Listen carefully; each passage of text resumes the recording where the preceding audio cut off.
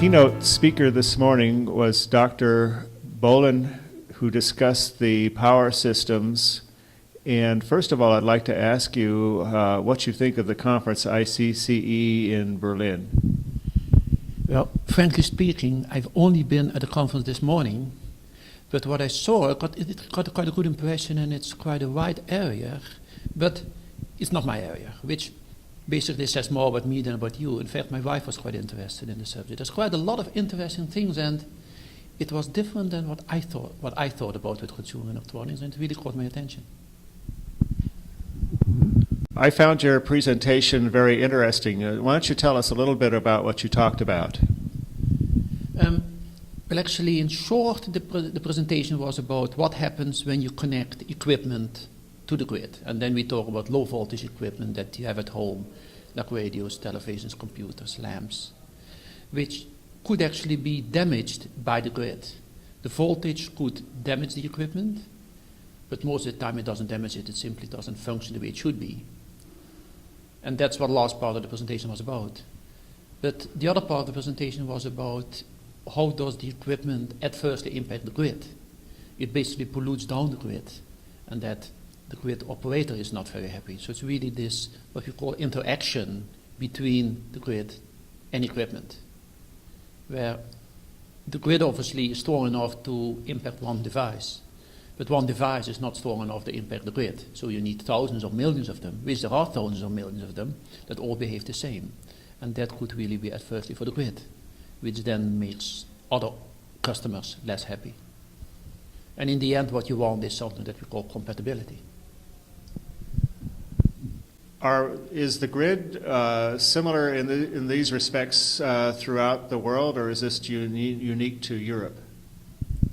Well, in the end, it's all voltage and current. So from that sense, yes, the grid is, there's same kind of issues all over the world. There are some differences having to do with the way the grid is built in certain countries. Japan and United States have a relatively small voltage, 100, 120 volt at low voltage. Europe has 230 volt. That makes some differences in the way equipment is impacted. Then the details of the design are a bit different in the US and Europe, but overall the same kind of issues come up pretty much everywhere, with a little bit emphasis. If the grid voltage is normally lower, then under voltages are a bigger, faster problem than over voltages, and the other way around. What can the makers of consumer electronic products do to minimize the effects that you would expect in the grid? Well, with the effects towards the grid is basically keep yourself to the standards. There are standards that tell how much emission is allowed, and they are rather strict. And the impression is that as long as all equipment complies with those standards, it's not really a problem. There is a bit of an issue that you neglect the parts that are not standardized.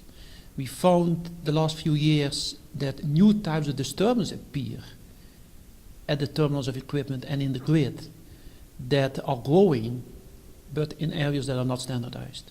So maybe equipment manufacturers should be a bit more alert of the non-standardized type of emission, that they are not growing too much. And then of course the other way around, and that's in fact a bigger issue, that equipment malfunctions due to things happening in the grid. Also there the manufacturers stick to the standards, but the standards are not complete. There are certain types of disturbances not even mentioned in the standard.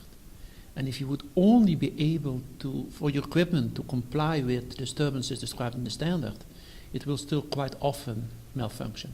And that's not what you want as a manufacturer of equipment. Your customers will be unhappy. Well, thank you very much. I think your presentation was very interesting this morning. Thank you.